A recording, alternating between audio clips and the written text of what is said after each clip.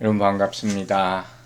오늘은 서로 눈으로 또 인사하고 또 손으로 이렇게 흔들면서 인사하겠습니다. 더욱더 간절하게 그렇게 느껴질 수도 있습니다. 우리가 이렇게 눈과 눈을 마주친다는 게 쉽지 않은데 극히 바라보면서 말을 할 수 없을 때는 이렇게라도 인사함으로 서로 정을 나눌 수 있는 그런 시간이 되기를 바랍니다. 우린 지난주일에 하나님 앞에서 라는 제목으로 말씀을 들었습니다. 여러분 기억하십니까? 코람데오, 우린 모두 하나님 앞에 있습니다. 믿으시기 바랍니다. 그리고 그 말씀은, 마지막에 나온 말씀은 뭐였습니까? 바로 우리에게 선택을 요구하는 것이었습니다. 자, 사도행전 4장 19절 말씀 다시 읽도록 하겠습니다. 베드로와 요한이 대답하여 이르되 하나님 앞에서 너희의 말을 듣는 것이 하나님의 말씀을 듣는 것보다 옳은가 판단하라. 자, 이제 결단해야 됩니다. 무엇을 결단하라는 것입니까? 하나님의 말씀을 들을 것인가? 아니면 세상의 말에 굴복할 것인가? 이 말을 다시 바꾸어 말한다면 어떻게 할 수 있는지 아십니까? 회개할 것인가? 아니면 불순종과 방종으로 끝까지 살 것인가? 이것을 선택하는 것입니다. 우리에게 이런 질문이 왔을 때 이 기회를 놓치지 않은 여러분들 되시기를 주 이름으로 축원합니다. 그리고 이제 베드로는 답을 합니다. 이 답은 그냥 답이 아니라 바로 세상에 대한 선포라고 생각합니다. 자, 사도행전 4장 20절입니다. 우리는 보고 들은 것을 말하지 않을 수 없다 하니. 여러분, 제가 참 좋아하는 말이고 설교에 잘 인용하는 말씀입니다. 오늘은 이 말씀이 설교의 주제, 제목이 됐어요. 이 시대에 꼭 필요한 말씀이라고 저는 믿습니다. 먼저 베드로는 우리는 하고 시작을 합니다. 여기서 우리는 누굽니까? 사도들을 말합니다. 이 사도들이 지금 어떤 모습인지 여러분 아시죠? 이제 그들의 마음과 신앙은 하나가 되었습니다. 참 쉽지 않은 일이었지만 이제는 하나가 됐습니다. 여러분, 사실 우리가 아무리 하나 되기를 원한다고 해도 참 쉬운 것이 아닙니다. 왜냐하면 각자의 속마음은 알 수 없고 다 다르기 때문입니다. 그런데 그것을 알 수 있는 방법이 있습니다. 그게 뭔지 아십니까? 무엇을 말하느냐 하는 겁니다. 같은 말을 하면 같은 마음을 가지고 있는 것입니다. 또 같은 일을 행하면 같은 생각을 품고 있는 것인 줄로 믿으시기 바랍니다. 사도들은 함께 분명히 밝힙니다. 우리는 보고 들은 것을 말할 것이다. 다른 것은 할 말이 없다. 그런 말씀입니다. 그럼 여기서 제가 잠깐 질문을 합니다. 여러분은 사도의 의미를 아십니까? 여러 차례 제가 얘기한 적이 있어요. 사도, apostle이라는 단어입니다. 사도는 보냄을 받은 자입니다. 그렇다면 이들은 무엇을 위하여 보냄을 받은 자들입니까? 말씀 증거를 위하여. 그래서 이 말씀은 제자행전이라고 하지 않습니다. 이 책은 바로 사도행전입니다. 그럼 우리는 뭐라고 불리우는 사람들입니까? 우리는 성도라 불리우는 사람들입니다. 믿습니까? 성도의 의미가 뭔지는 아시죠? 바로 구별되었다. 구별된 사람들. 여러분이 이름대로 구별된 삶을 살게 되기를 주의 이름으로 축원합니다. 자, 이처럼 사도들은 한 마음으로 결정을 합니다. 무엇을? 하나님의 말씀만을 듣기로, 그리고 받은 복음만을 선포하기로. 즉, 그들은 유대 지도자들의 핍박에 굴복하지 않았습니다. 그리고 이 모습을 통해서 오늘 우리는 몇 가지 교훈을 얻을 수 있습니다. 자, 그 교훈을 여러분에게 선포하기 앞서 먼저 제가 어제 새벽 기도 시간에 하나님께서 주신 말씀을 여러분에게 먼저 나누겠습니다. 그 말씀은 유다서 1장 3절 말씀입니다. 사랑하는 자들아, 우리가 일반으로 받은 구원에 관하여 내가 너희에게 편지하려는 생각이 간절하던 차에 성도에게 단번에 주신 믿음의 도를 위하여 힘써 싸우라는 편지로 너희를 권하여야 할 필요를 느꼈노니. 사랑하는 여러분, 저도 주님이 저에게 말씀하신 마음으로 여러분에게 그대로 전합니다. 자, 보고 들은 것을 말하지 않을 수 없다. 본문으로 이제 돌아옵니다. 여러분, 먼저 사도들은 무엇을 보았습니까? 여러분 생각해 보세요. 이제까지 우리가 사도행전 강의를 하면서 여러분이 들으신 것들, 온갖 사건들을 생각해 보시기 바랍니다. 나중에 베드로가 이렇게 베드로후서 1장 16절에서 말합니다. 우리 주 예수 그리스도의 능력과 강림하심을 너희에게 알게 한 것이 교묘히 만든 이야기를 따른 것이 아니요 우리는 그의 크신 위엄을 친히 본 자라. 여러분, 그들은 뭘 보았습니까? 주님이 행하신 능력을 보았음을 믿으시기 바랍니다. 주님이 행하신 능력들은 너무 많이 나와 있습니다. 예수님이 사역을 시작하면서부터 가장 첫 번째 기적이 뭔지 기억하십니까? 바로 물이 포도주로 변하게 하는 그런 능력이었습니다. 혼인잔치의 이야기죠. 병자들을 고치고 귀신을 쫓아내고 죽은 자를 살리신 분이 바로 주님이십니다. 그뿐만입니까? 풍랑을 잠잠하게 하시고 또한 변화산 사건 가운데서는 하나님의 영광의 광채를 보게 하시고 말씀의 능력으로 가는 곳마다 복음을 전하셨습니다.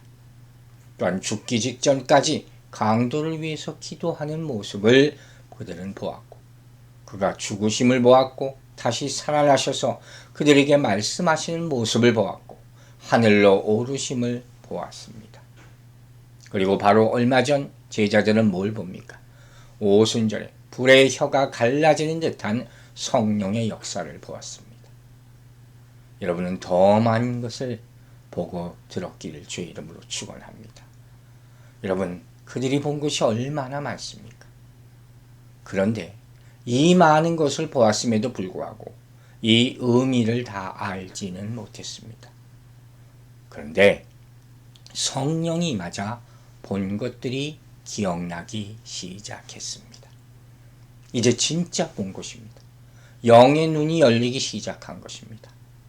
사랑하는 여러분, 여러분에게도 이러한 성령이 임하여 성경 말씀이 살아있는 말씀으로 보이기 시작하는 놀라운 체험이 있게 되기를 주의 이름으로 축원합니다. 또한 이 말씀은 유대 지도자들에게 그리고 이 말씀을 듣는 모든 이에게 선포하는 것이었습니다. 여러분, 세상은 뭘 봐야 됩니까?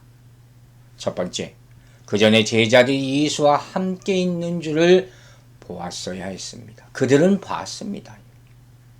3년 동안 예수님과 함께 있었습니다. 그들도 다 이걸 압니다. 너희가 예수와 함께 있던 자들이 아니냐. 그렇죠?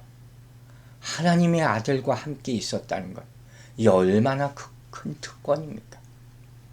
두 번째, 그들도 예수를 봤습니다. 직접 본 사람들이 있습니다. 즉 만날 기회가 있었다는 겁니다. 그런데 안타깝게도 그 좋은 기회를 다 놓쳤습니다. 정말 몇몇을 빼놓고. 세 번째, 그들도 성령의 역사가 임하는 것을 보았습니다. 오순절 때 예루살렘에 모인 사람들이 얼마나 많았습니까? 그러나 깨닫지 못했습니다. 방언 임하는 것을 보고 뭐라고 조롱합니까? 술 취했냐? 얼마나 어리석습니까? 요한일서 1장 2절은 이렇게 얘기합니다. 이 생명이 나타내신 바 된지라. 이 영원한 생명을 우리가 보았고 증언하여 너희에게 전하노니 이는 아버지와 함께 계시다가 우리에게 나타내신 바 된 이시니라. 아멘. 그리고 네 번째로, 지금 우리는 무엇을 봐야 합니까? 여러분에게 묻습니다. 우리는 무엇을 봐야 합니까? 예수를 보시기 바랍니다. 성경을 보시기 바랍니다. 말씀을 보시기 바랍니다. 하나님이 보여주시는 일들을 똑바로 보시기 바랍니다. 왜? 그래야 말할 수 있기 때문입니다. 위급할 때 모르면 당황하게 되고 할 말이 없게 됩니다. 머리가 하얗게 되는 것입니다. 우리는 주님 앞에 말할 것이 있어야 됩니다. 세상 앞에 선포할 수 있어야 됩니다. 그리고 마귀 앞에 당당히 할 말씀이 있어야 될 줄로 믿습니다. 그래야 살 수 있기 때문입니다. 그들은 보았습니다. 두 번째, 그들은 들었습니다. 자, 무엇을 들었습니까? 베드로 후서에서 나중에 베드로는 이렇게 정리를 합니다. 베드로 후서 1장 17절입니다. 지극히 큰 영광 중에서 이러한 소리가 그에게 나기를 이는 내 사랑하는 아들이요 내 기뻐하는 자라 하실 때 그가 하나님 아버지께 존귀와 영광을 받으셨느니라. 이 소리는 우리가 그와 함께 거룩한 산에 있을 때 하늘로부터 난 것을 들은 것이다. 자, 변화산 사건입니다. 변화산 사건, 어마어마한 환상을 보게 되는 사건입니다. 여러분, 우리는 무엇을 들어야 합니까? 주님이 하나님의 아들이라는 성령의 음성을 들으시기 바랍니다. 누가 들을 수 있습니까? 로마서 8장 14절입니다. 무릇 하나님의 영으로 인도함을 받는 사람은 곧 하나님의 아들이라. 성령의 역사가 있어야 한다 하는 것입니다. 또 무엇을 들어야 합니까? 그 예수를 믿으라 하는 주님의 음성을 들으시기 바랍니다. 그뿐만 아닙니다. 땅끝까지 복음 전하라는 지상명령을 들으십시오. 그리고 주님이 다시 오실 것이라는 말씀을 들으십시오. 또 첫사랑을 회복하라는 계시록의 말씀을 들으십시오. 그리고 오순절 성령의 급하고 강한 바람 소리를 들으시기 바랍니다. 요한일서 1장 1절 이렇게 시킵니다.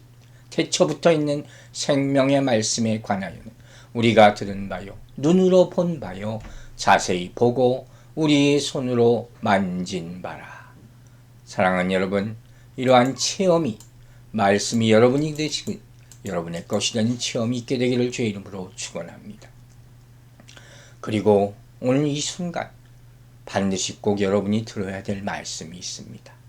아니, 온 세상이, 온 교회가 들어야 될 말씀이 있습니다. 그게 뭔지 아시겠습니까? 우리 모두는 회개하라는 성경의 말씀을 들어야 할 줄로 믿습니다.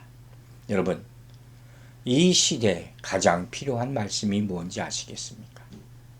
제가 사도행전 강의를 시작하면서 또 베드로의 설교를 선포하면서 우리가 이 말씀을 듣는 이유가 뭐라고 하는지 기억하십니까? 회개하기 위하여. 회개하기 위하여. 우리가 말씀을 듣는 가장 중요한 이유는 다른 어느 것도 아닙니다. 회개하기 위하여. 그런데 그 말씀 아프다고 나를 찌른다고 외면하면 어떻게 되겠습니까?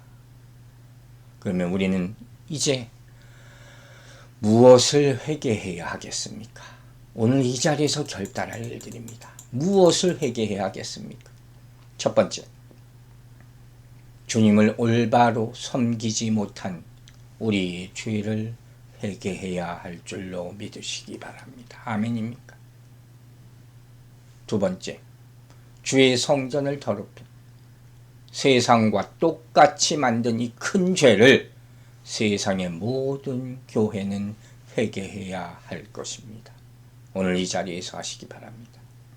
세 번째, 우리는 지난 죄만 회개할 것이 아닙니다. 진짜 회개할 것은 무엇입니까? 아직도 정신 차리지 못한 두려워만 하는 믿음 없는 우리의 모습을 회개해야 할 줄로 믿습니다. 여러분 한번 생각해 보시기 바랍니다.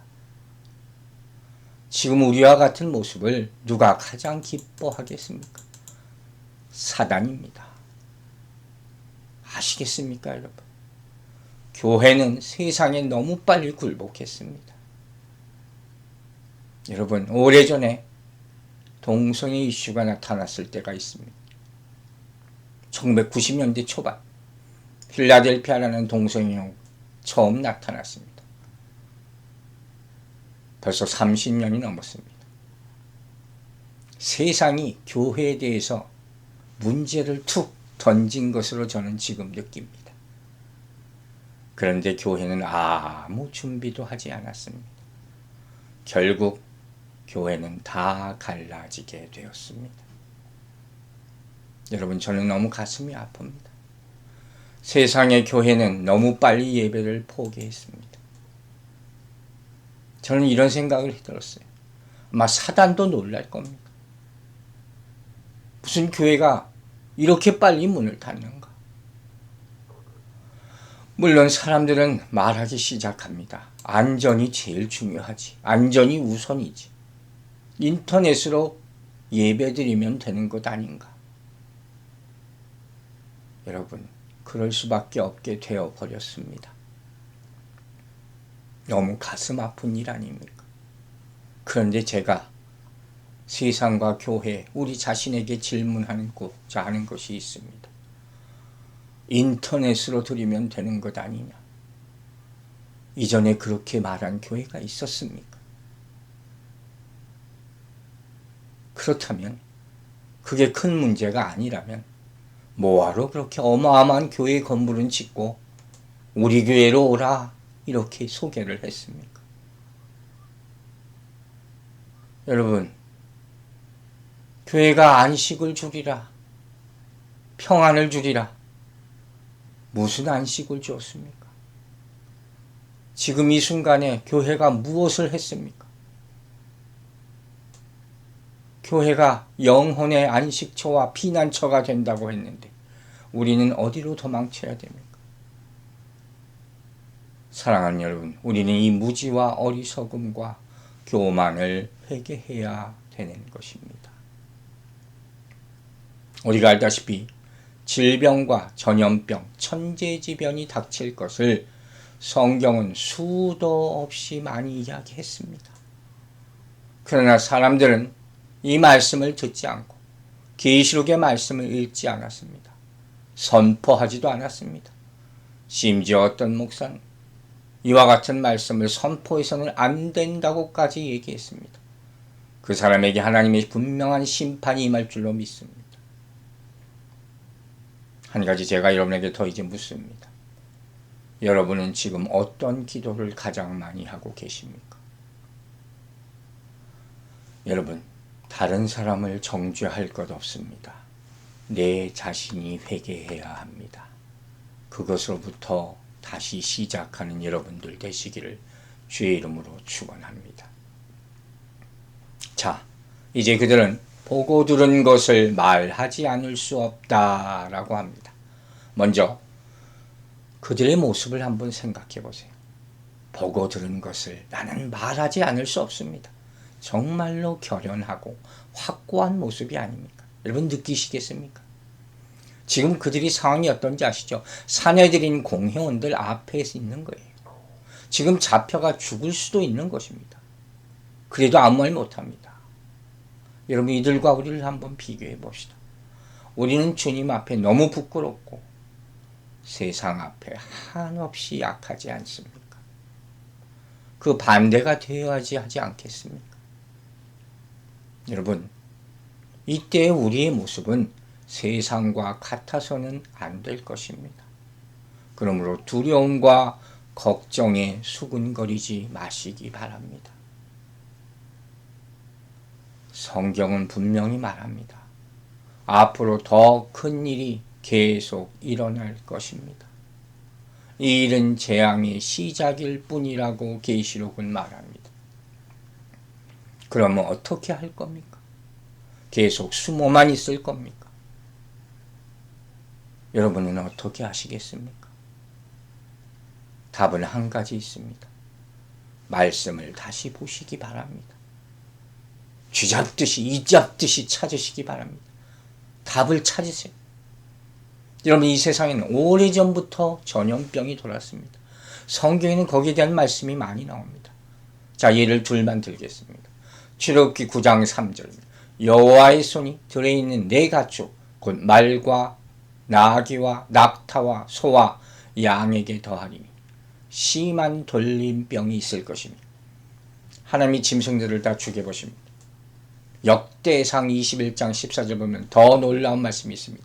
이에 여호와께서 이스라엘 백성에게 전염병을 내리시매 이스라엘 백성 중에서 죽은 자가 7만 명이었더라.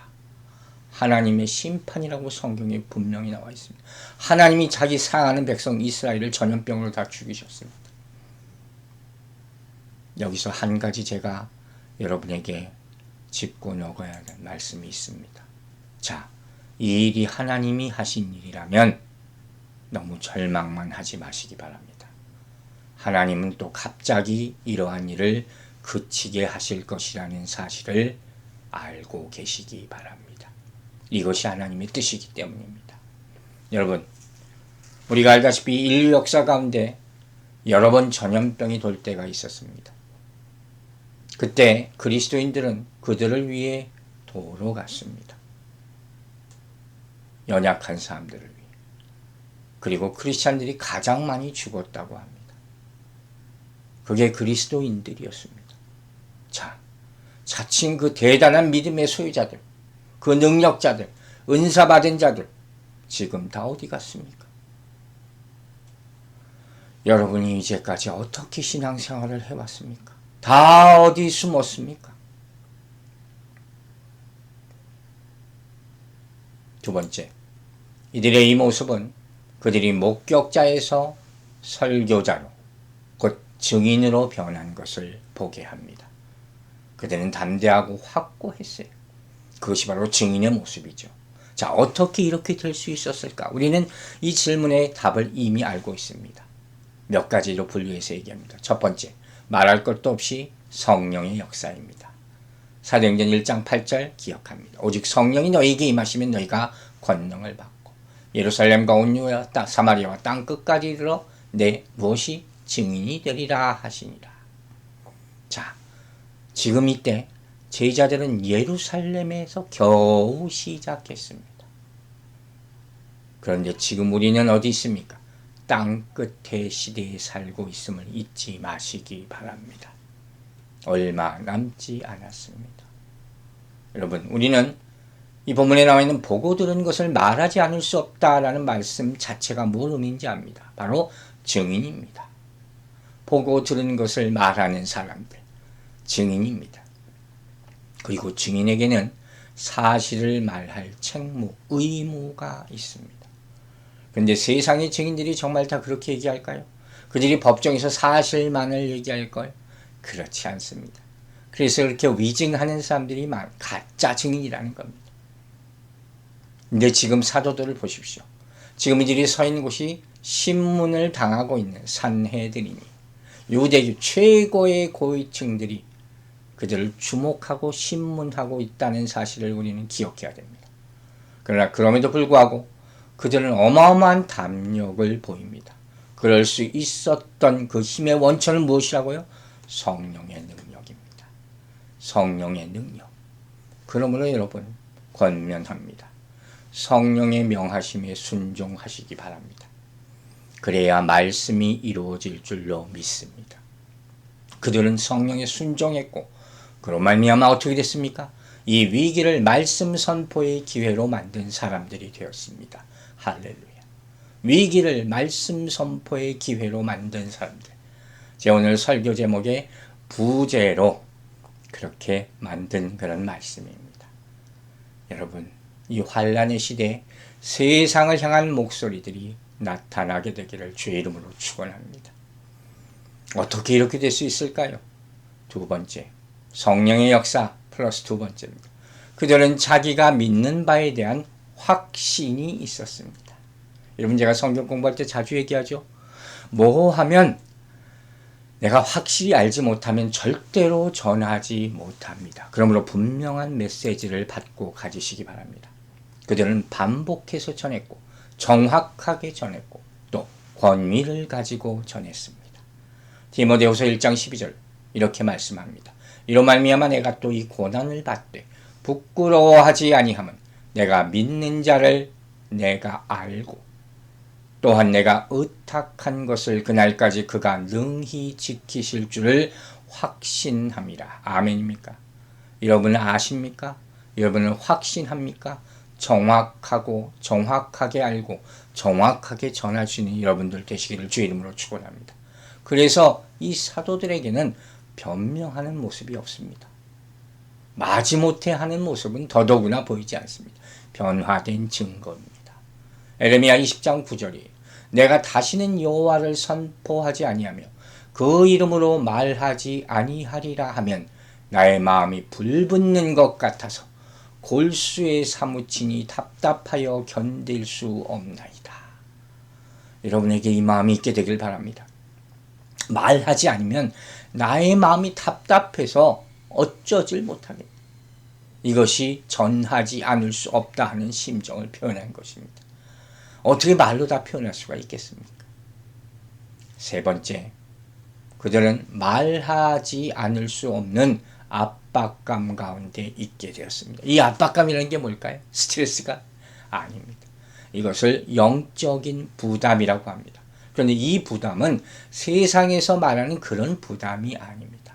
이것은 자유함입니다. 영적인 자유함. 여러분, 이게 어떻게 생기는지 아십니까? 베드로전서 1장 8절에서 베드로가 설명합니다. 예수를 너희가 보지 못하였으나 사랑하는도다. 이제도 보지 못하나 믿고 말할 수 없는 영광스러운 즐거움으로 기뻐하니. 무엇 때문입니까? 바로 영광 때문입니다. 진짜 하나님의 영광이 비추어지면 우리는 반사하게 되어 있습니다. 그들의 변화가 이렇게 만든 것입니다. 영광이 비추어지고 기쁨이 충만해집니다. 그로 말미암아 불신앙은 사라졌습니다. 의심도 없어졌습니다. 그리고 그 즉시 이런 모습이 나타납니다. 바울 사도는 로마서 1장 16절에서 유명한 선언을 합니다. 내가 복음을 부끄러워하지 아니하노니 이 복음은 모든 믿는 자에게 구원을 주시는 하나님의 능력이 됨이라. 아멘입니까? 먼저는 유대인에게요 그리고 헬라인에게 복음은 능력이다. 믿으시기 바랍니다. 사랑하는 여러분, 그들의 확신은 능력이 되고 이는 삶의 모든 능력에 미쳤습니다. 그러자 전하지 않을 수 없게 된 것입니다. 여러분에게도 이런 일이 일어나게 되길 주의 이름으로 축원합니다. 네 번째, 사도들의 이 일을, 이들을 알지 못하는 자들을 긍휼히 여김으로 말미암은 것이었습니다. 로마서 5장 5절입니다. 소망이 우리를 부끄럽게 하지 아니함은 우리에게 주신 성령으로 말미암아 하나님의 사랑이 우리 마음에 부은 바 됨이니. 여러분, 왜 말하지 않을 수 없는지 아시겠습니까? 제가 답을 드립니다. 주님을 좀 더 닮게 되었기 때문입니다.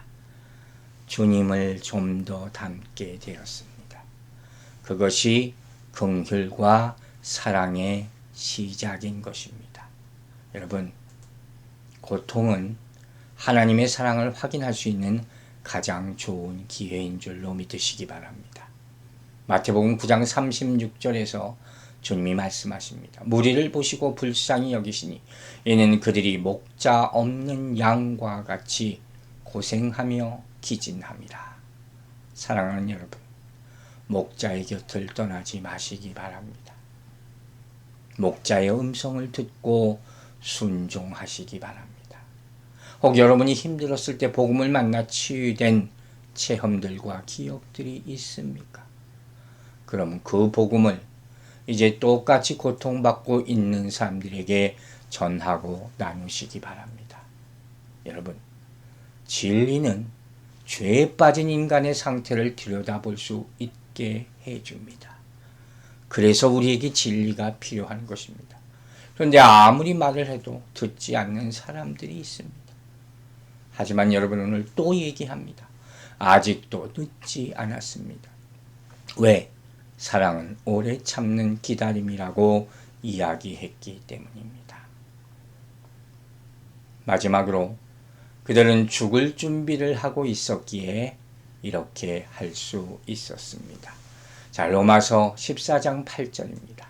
우리가 살아도 주를 위하여 살고 죽어도 주를 위하여 죽나니 그러므로 사나 죽으나 우리가 주의 것이로다.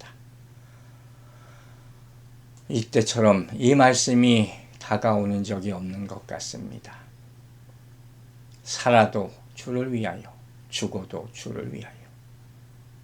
여러분, 지금이 바로 살아도 영광, 죽어도 영광의 믿음이 필요할 때인 줄로 믿으시기 바랍니다. 그리스도인은 누구입니까? 죽음을 향해서, 무덤을 향해서 사망아 너의 승리가 어디 있냐, 너의 쏘는 것이 어디 있느냐, 이렇게 선포할 수 있는 사람인 줄 믿으시기 바랍니다. 자, 이제 말씀을 정리해야 될 때가 됐습니다. 이제 우리는 무엇을 말해야 되겠습니까? 제자들은 보고 들은 것을 말했습니다. 여러분, 세상을 향해 여러분의 변화된 모습을 보이시기 바랍니다. 그 당시 유대 지도자들은 베드로와 사도들을 보고 놀랐습니다. 이제 여러분들이 세상을 놀라게 할 그런 기회가 왔습니다. 다니엘처럼 사자굴에 들어가도 담대함을 잃지 말게 해달라고, 믿음을 달라고 구하시기 바랍니다. 그 능력이 예수 말씀 교회 성도들 안에 있기를 주의 이름으로 축원합니다. 여러분, 이제 여러분의 믿음의 모습이 메시지가 되어야 하는 시대에 우리는 살고 있습니다. 다시 묻습니다. 세상의 권위와 하나님의 권위, 무엇이 더 강합니까? 하나님의 권위, 정말 그렇습니까? 아멘입니까?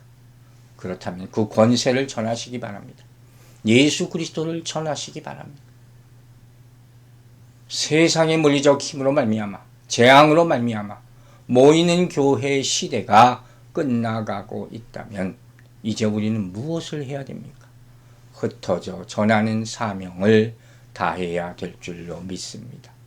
이 사명을 감당하는 여러분들과 저가 되기를 주의 이름으로 축원합니다. 마지막으로 몇 가지 질문을 하고 마칩니다. 간단하지만 우리에게 너무도 중요한 질문입니다. 성경을 보면 특별히 창세기 안에서 인류에 대한 하나님의 질문이 두 가지가 있습니다. 너무도 중요한 질문입니다. 그 첫 번째는 창세기 3장 9절에서 하나님께서 아담에게 물으시는 질문입니다. 내가 어디 있느냐 하는 질문입니다. 아담아, 내가 어디 있느냐? 왜 이 질문을 하셨습니까? 아담이 선악과를 먹고 죄를 짓고 나서 숨었을 때 하나님이 이런 질문을 하셨습니다. 네가 지금 하나님 앞에 있느냐? 정체성을 물어보는 것입니다. 여러분, 하나님이 우리에게 오늘 이 질문을 하실 때, 예 하나님, 제가 하나님 앞에 있습니다. 이렇게 확신 있게 대답할 수 있게 되기를 바랍니다. 아담은 실패했습니다. 그러나 여러분은 하시기 바랍니다. 그 사람이 오로지 남은 자로 쓰임받을 수 있게 될 줄로 믿으시기 바랍니다. 인간을 향하시는 하나님의 두 번째 질문인 창세기 4장 9절에 나오는 질문입니다. 바로 하나님께서 가인에게 물으십니다. 가인아, 내 아우가 어디 있느냐? 이 질문의 의미는 무엇입니까? 바로 네 이웃을 돌보고 있느냐 하는 질문인 줄로 믿습니다. 오늘 하나님이 여러분에게 물어보십니다. 이 어렵고 힘든 상황에서 여러분은 이웃을 돌보고 있습니까? 이 대답에 네, 하나님 내가 정성껏 돌보고 있습니다. 이렇게 대답하는 교회가 마지막 날에 살아서 쓰임받게 될 줄로 믿습니다. 이제 제가 마지막으로 한 가지 더 질문을 하겠습니다. 우리 스스로에게, 세상에 대해 우리는 이렇게 물어야 합니다. 주님을 맞을 준비가 되어 있습니까? 여러분은 주님을 맞을 준비가 되어 있습니까? 여러분, 이 질문은 잘 들으시기 바랍니다. 세상이 교회에게 묻는 질문이 아닙니다. 세상은 교회에 간섭할 수 없습니다. 세상은 하나님이 지으셨고 교회는 하나님이 세우신 하나님의 생명임을 잊지 마시기 바랍니다. 사랑하는 여러분, 이 시대를 어떻게 살아갈 것입니까? 답은 오늘 본문에 나와 있습니다. 여러분이 이제까지 보고 들은 것을 말하며 하루하루 살아가시기를 주의 이름으로 축원합니다. 기도하겠습니다.